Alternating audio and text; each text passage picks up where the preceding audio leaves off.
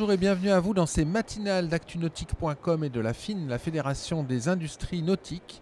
Ce matin, nous allons parler développement économique, nous allons parler nautisme, mais nous allons également parler transition énergétique et maritime, puisque je reçois Didier Codorniou, vice-président de la région Occitanie, bien connu pour avoir développé le Parlement de la mer. Didier, bonjour. Bonjour. Alors, il y a 2 ans, vous étiez déjà dans ces matinales, nous avions parlé du Parlement de la mer. Qui est une démarche originale, unique en son temps, d'aider une région à se tourner vers la mer, une région littorale et qui était plutôt tournée vers les terres. Donc c'était une démarche unique à cette époque. Et cette démarche, en fait, elle amène à se poser une question. Très longtemps, les services de l'État ont ignoré le nautisme. Hein. C'était un peu bling-bling, le luxe, les beaux bateaux et pas une vraie sensibilisation à l'économie que ça représente. Le Parlement de la mer, ça a été une petite révolution à ce niveau-là. Et puis ça a bien aidé les services de l'État à comprendre ce que c'est que le nautisme d'un point de vue économique. Tout à fait. Alors, le Parlement de la mer a permis plusieurs éléments structurants. D'une part, à démocratiser la Méditerranée. D'autre part, de susciter un intérêt remarquable par rapport aux enjeux stratégiques, économiques et environnementaux. Et puis aussi et surtout de fédérer toute la communauté maritime. Comme vous le savez, au niveau de la mer, donc il y a un certain nombre d'activités économiques et c'est toujours très difficile de rapprocher le scientifique avec le pêcheur, avec l'industriel, avec les formes de loisirs. Chacun a sa vision de la mer. C'est-à-dire que l'ostréiculteur, il va vouloir produire ses coquillages.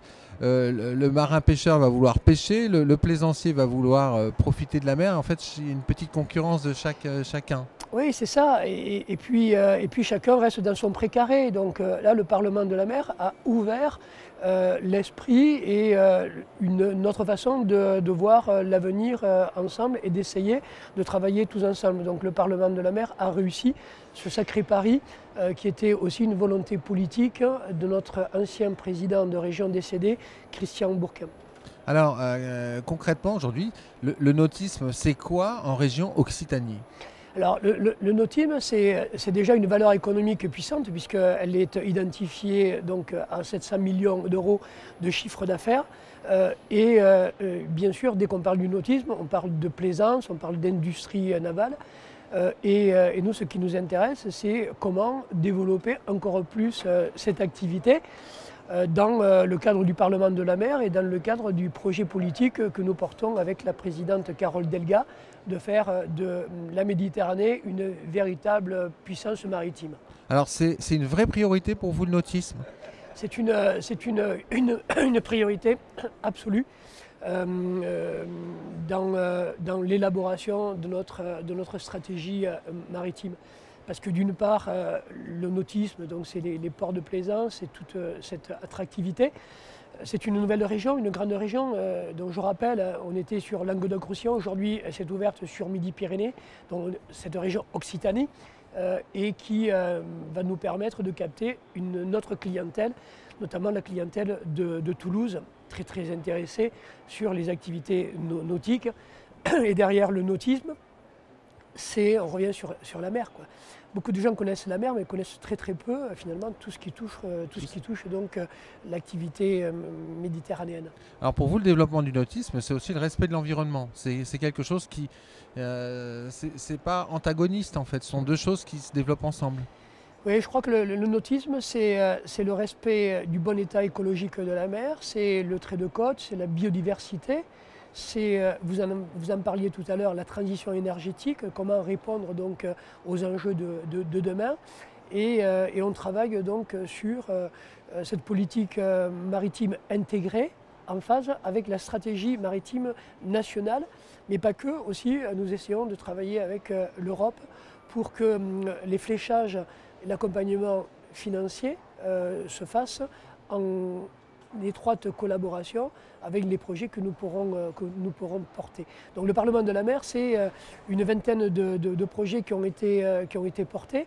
Et demain, donc, c'est des fléchages, des priorités qui correspondent à la transition énergétique. Alors, parmi ces projets, y a-t-il des extensions de ports, de nouveaux anneaux pour accueillir les plaisanciers? Oui, alors il y a des ports comme la Grande Motte qui travaille sur une extension. Il y a également donc, la restructuration de quelques ports comme le Barcarès, comme le Grau-du-Roi qui est le port le plus important d'Europe. Et puis il y a des aménagements avec aussi, nous devons réfléchir sur une nouvelle façon de consommer, de vivre dans le port, dans les bateaux. Et donc il y a aussi de l'habitat flottant. Donc comment développer la structuration liée à la loi littorale qui est extrêmement contraignante.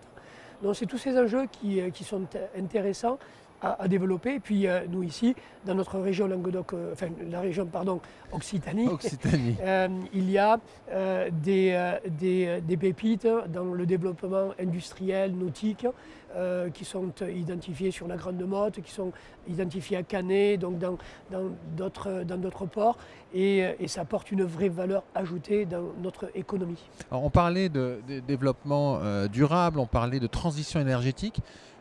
D'éolien offshore, mais justement Didier Codorniou, des éoliennes en mer, est-ce que ça ne détruit pas le trait de côte? Est-ce que ça n'abîme pas les paysages dans votre région qui a de magnifiques paysages?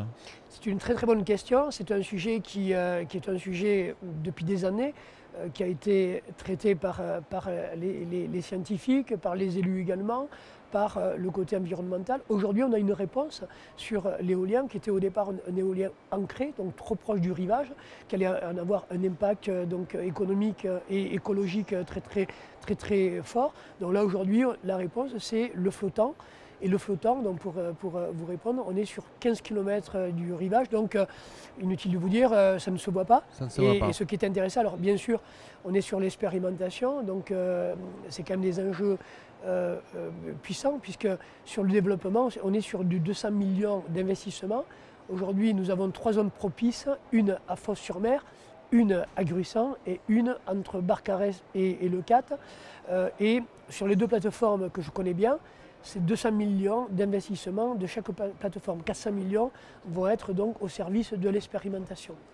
Planning, date de mise en place des tests et puis ensuite peut-être du déploiement? Oui. Alors on est sur du 2018-2019. L'expérimentation va durer 4 années sur 2023. Et ensuite on passera à la phase industrielle. Et là c'est intéressant puisque on aura 3-4 machines donc, expérimentales. Sur les plateformes, on sera sur à peu près du 50-60 machines qui vont avoir un besoin, qui vont répondre à un besoin énergétique de pratiquement 1,5 million, 2 millions d'habitants.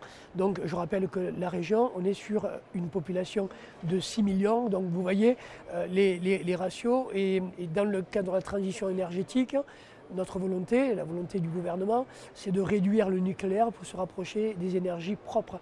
Donc là, on est vraiment dans les enjeux extrêmement stratégiques. Et puis, on est sur du 3500 emplois non délocalisables. Donc vous comprenez locaux. Locaux. Donc ça, c'est important. Didier Codorniou, peut-on dire qu'avec le Parlement de la mer, le maritime et le nautisme vont main dans la main? Complètement. C'est vraiment fusionnel. Et moi, je suis très heureux d'avoir réussi aussi ces paris, parce que quand on a lancé donc, cette belle machine donc, à faire du consensus, derrière, donc, nous avons travaillé sur des projets. Nous avons répondu aux attentes aussi à nos amis pêcheurs. Vous savez, la pêche, elle est incontournable sur la Méditerranée.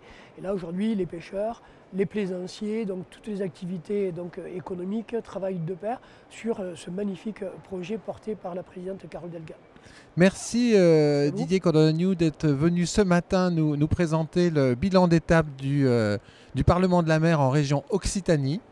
Et on ne manquera pas de vous recevoir d'ici quelques mois pour faire le bilan d'étape des tests de l'éolien offshore. Merci. Avec grand plaisir. Merci à vous. Quant à nous, je vous propose de nous retrouver très vite dans une prochaine matinale d'actunautique.com et de la FIN, la Fédération des industries nautiques.